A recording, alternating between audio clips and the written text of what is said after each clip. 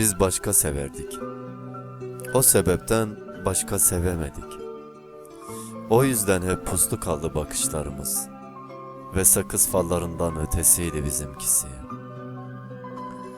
Aşka umudumuz mürekkebi akmıştı tüm şiirlerimiz. Öyle kolay değildi. Yare yazıp yollamak sigaranın son çöpüyle birlikte ıslak şiirler. Öyle kolay değildi. Öyle olu orta değildi sevdalarımız. Sevdiğimizin adına helal gelmesin diye adının bile anca baş harfini yazabildik şiir defterimizde. Adımızın yanına en yakın dostlarla bile konuşurken bahsetmedik ondan. Hürmet ettiler, anladıkları kadar bildiler sevdamızı.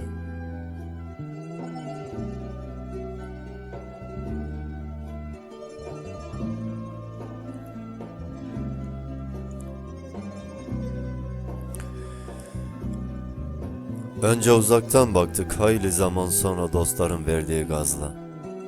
Ve de yaşımızın verdiği delilikle sevda türküleri eşliğinde. Birkaç mısra bir şey karaladık, utana sıkılı altına iliştirdik. Yaşamaya yüreğimiz yetmedi.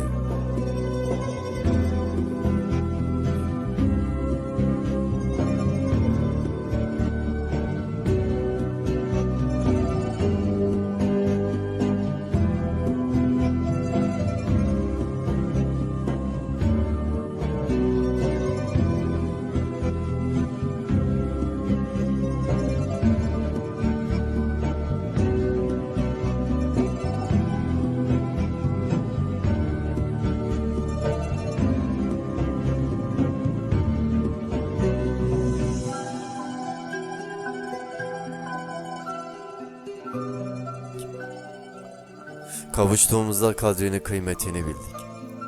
Önce yar diye sonra çocuklarımızı ana diye sevdik. Kavuşamamak oldu çoğu vakit kaderimiz. Yaktık çoğu vakit tütün kokusunu. Sindi efkarımız duvarlarımızın rutubetine, karıştı gözyaşımız.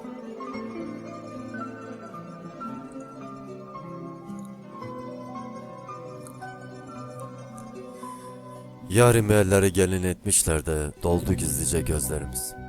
Arada bir sigaramızın dumanına değdi saçlar. Yandık gözlerimize. Gece mührü gözlerinin gölgesi düştü bazen de bir yerlerde adı geçince. Gözümüze aşk kaçtı içimizde bir yer sızladı inceden. Sustuk, susturulduk yine. Kaybetmiş de sitem ettiğimiz doldu. Bazen gözümüzde kaldı muradımız.